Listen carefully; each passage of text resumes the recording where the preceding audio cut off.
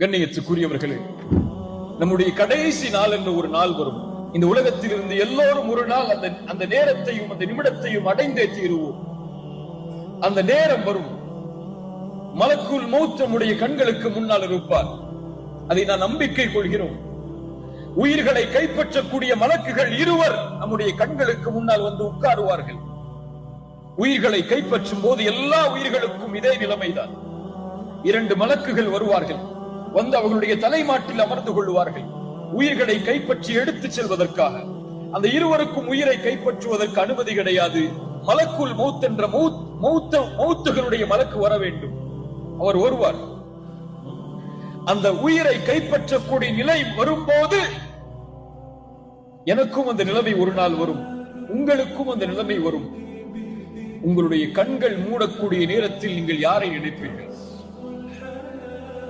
கொஞ்சம் கண்களை மூடி, யாரை நான் கடைசியாக இந்த உலகத்தில் இருந்து பிரியும் போது நினைப்பேன் என்று எண்ணி பாருங்கள். யாரை நினைப்போம்?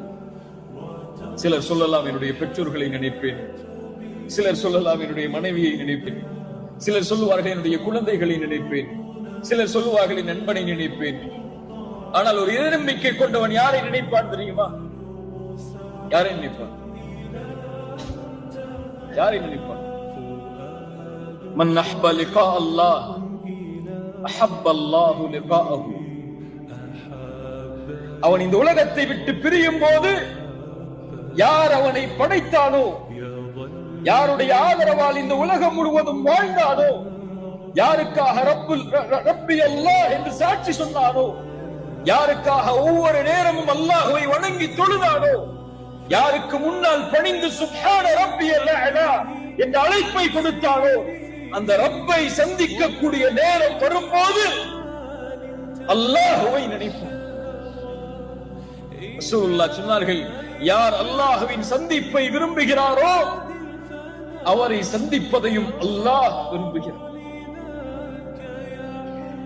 யார் அல்லாஹ்வின் சந்திப்பை வெறுப்பாரோ அவரின் சந்திப்பையும் அல்லாஹ் வெறுக்கிறார்.